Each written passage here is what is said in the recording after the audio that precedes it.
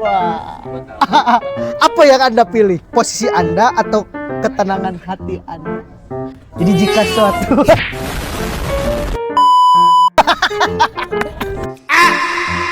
Halo teman surveyor, kembali lagi di Cerita Geometri, cerita inspirasi untuk surveyor seluruh Indonesia. Malah masalah itu selalu akan jadi syarat utama pembentukan kedewasaan. Iya.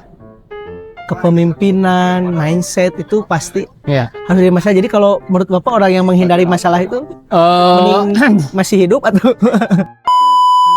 Jadi lebih ke gini sih, kalau menurut saya sih, menurut saya ya ini pandangan pribadi saya. Ketika ada masalah memang tidak semuanya harus diselesaikan, Pak. Jadi ada juga yang dibiarkan. apa itu? Yang jangan itu adalah dihindari sih, kalau dihindari sih jangan ya. Karena kalau dihindari itu berarti kita yang salah. Jadi contoh saya kasih contoh misalkan. Masalah hutang aja misalkan, hutang. Ketika ada orang yang mau berhutang kepada kita, kemudian menurut kita, kalau kita ngasih hutang dia kayaknya nih nggak akan bayar. Kalau kamu ngerasa kayak gitu, kalau kata saya, ada dua persepsi. Antara dikasih dengan merelakan, atau tidak dikasih sama sekali dan jadi masalah. Masalah siapa? Masalah dia akan jadi nggak suka, misalkan karena kita gak ngasih minjam misalkan. Tinggal gitu aja. Yang jangan tuh dihindari dengan tidak menjawabnya atau menghindar aja. Kalau menghindar banget itu lebih bakal jadi ini sih. Itu pasti lebih tiba-tiba lama nggak ketemu, ambil sikap aja. Tiba-tiba WA ya, harus dibalas ya. Balas aja. Harus ambil sikap karena tidak dapat dipungkiri kita nggak tahu rezeki kita di masa depan kan. Luar biasa. Seperti yang tadi saya sampaikan, Pak Wisnu dalam proses handling sepenuhnya keuangan geometri ya. Ini ada satu pertanyaan yang kayaknya challenging nih sebagai penutup pembahasan karena waktu juga. Jam berapa? Jika wah ini saya sambil harus baca contekan ini, saya bikin ini subuh-subuh guys. Jika suatu hari Anda diminta melunakkan suatu angka demi citra perusahaan, wah, apa yang Anda pilih? Posisi Anda atau ketenangan hati Anda? Jadi jika suatu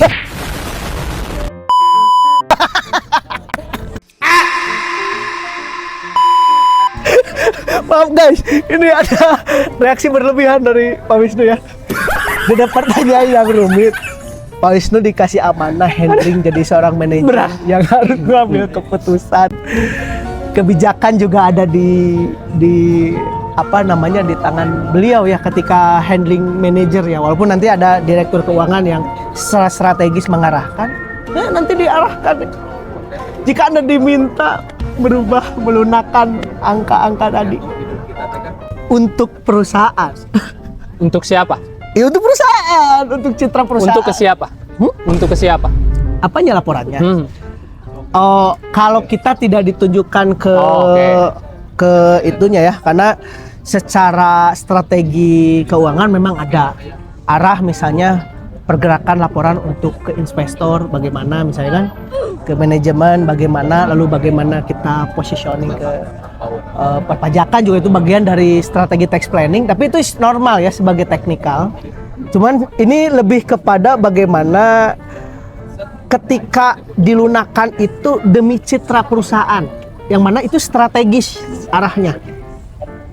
Ya, arahnya citra untuk siapa itu terserah. Karena itu pasti kamu harus bermain melunakkan angka-angka yang tadi dimainkan. Mana yang Anda pilih? Perusahaan secara strategis atau pribadi? Saya garis bawah dulu ya. Yang kita mainkan ini pasti terjaga secara syariat. Jadi aman aturan. Iya. Ya karena kalau kita kan di geometri punya value integrity juga ya, yang harus dijunjung tinggi. Bagaimana Anda memosisikan diri main di sisi perusahaan atau di pribadi? Ketika itu juga menyentuh kepada ranah namanya pencatatan kan sebetulnya baku ya. Iya. Gitu. Bagaimana? Apakah Anda di sisi perusahaan untuk mengamankan posisi Anda sebagai manajer? Atau Anda kepada sisi idealis Anda sebagai kertas putih? Oke, menarik ini pembahasannya. Bismillahirrahmanirrahim. Aduh, pertanyaan yang sangat challenging sekali ya. Tapi sebenarnya kalau di otak saya udah ada, tinggal ini merangkai katanya. Boleh. Saya kasih waktu ngasih napas buatan tapi nggak bisa saya. Bernapas sendiri aja ya. Oke, jadi kalau hal itu terjadi, kalau misalkan hal itu terjadi, yang akan saya ambil adalah pertama saya pasti akan memastikan dulu bahwa tidak ada satupun dari laporan itu yang memang yang tadi tidak menyalahi aturan sama sekali ya, syariah apalagi. Ya. Masalah tentang untuk citra perusahaan itu akan melihat dulu. Jadi sebenarnya ada dua perspektif ya. Kalau misalkan hal ini dilakukan dan bersifat akan menjadi merugikan orang lain, siapapun itu, tidak hanya kan ini tentang citra perusahaan. Ya. Yang tadi kata saya, ketika kita naikin branding segala macam tapi dengan kebohongan yang terlalu ini, nah itu tidak akan saya lakukan. Tapi kalau misalkan hal ini dilakukan tanpa ada salah satu pun pihak yang dirugikan, itu bisa saya lakukan. Oke. Kan tadi saya sudah garis bawahi ya, secara integritas aman. Artinya tidak pasti itu dijaga gitu. Artinya untuk kepentingan citra perusahaan itu ada strategis gitu di situ. Bisa dilakukan berarti. Bisa dilakukan selama tidak ada yang dirugikan. Baiklah. Pak Wisnu, itu jawaban yang tegas dan lugas dan boleh diterjemahkan sendiri oleh para teman surveyor ya. Tapi karena waktu juga yang mengakhiri pertemuan pembahasan ini, itu bisa jadi inspirasi ya. Betapa Pak Wisnu mencoba menempatkan posisinya secara aman. Cari aman Pak Wisnu. Kayaknya harus tambah pertanyaannya satu lagi. Boleh. Dan Pak Wisnu kan sekarang sudah punya tim nih di bawah. Jika kebijakan keuangan perusahaan yang Pak Wisnu eksekusi itu tidak berpihak kepada tim Anda, misal efisiensi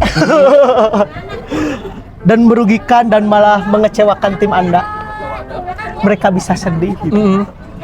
Mana yang akan Anda ambil? Keputusan berat itu atau Anda membela tim Anda? Oke. Mohon maaf, pertanyaannya Makin bikin berat. rumit. Karena ini akan masuk ke ranah sangat personal. Untuk kebijakan perusahaan, sebenarnya pasti yang pertama posisi saya tuh saat ini pasti mengetahui dulu nih, ketika ada suatu kebijakan yang akan diambil dan itu merugikan tim, itu pasti saya mengetahui dulu. Dan yang saya akan ambil adalah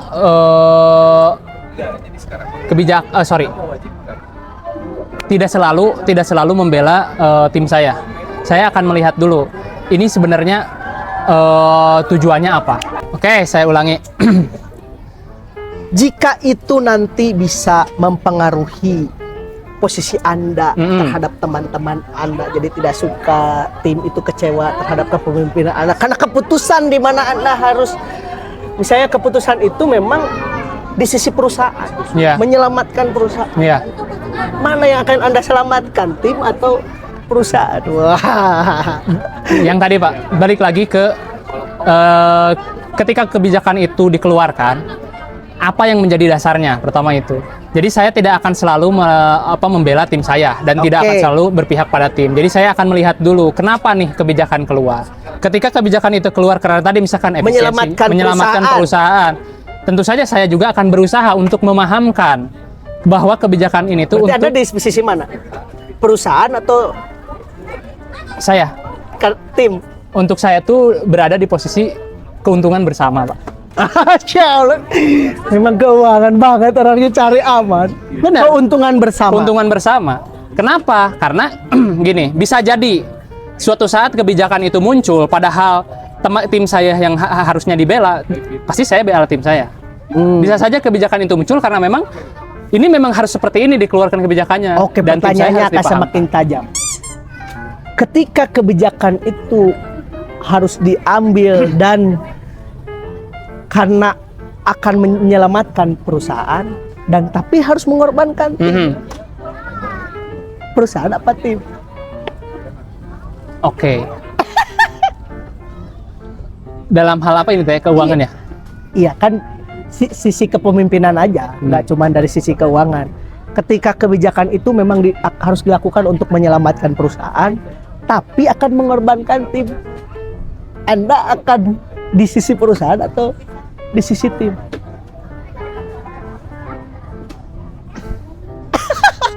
Tarik napas, tapi harus dibuang supaya bisa menjawab. Perusahaan, Pak. Why? Karena tim ini bisa ada pun karena perusahaan.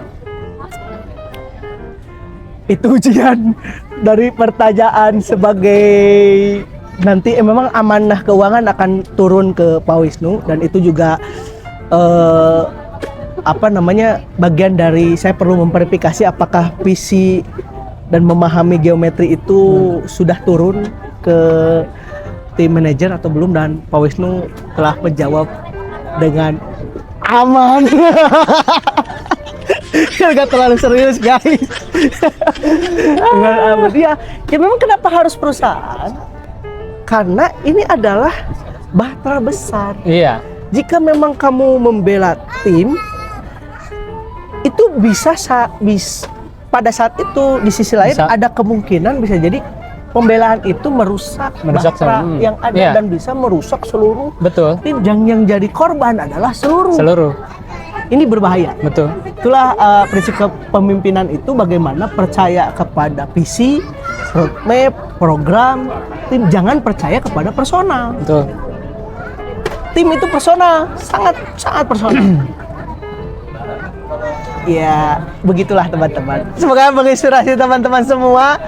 Demikian yang bisa kita sampaikan. Saya juga ingin ada closing dari Pak Wisnu. Tolong beri pesan-pesan kepada pemirsa, boleh itu tim geometri ataupun teman surveyor seluruh Indonesia. Jadi berat nih, Pak. Iya, emang berat.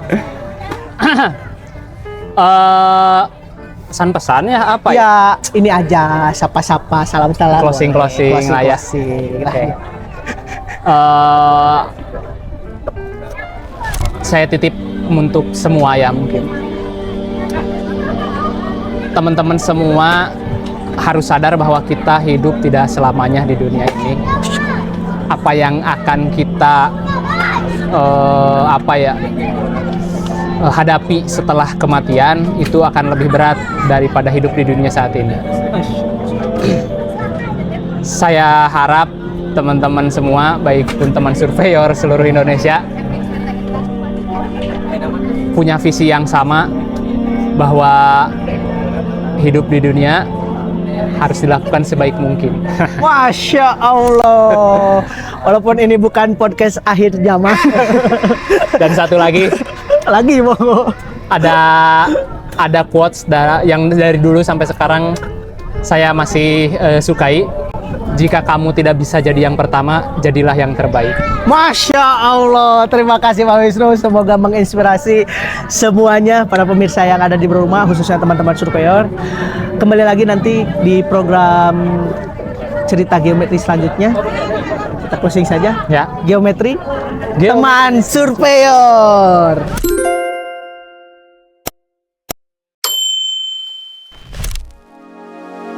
Geometri, teman surveyor.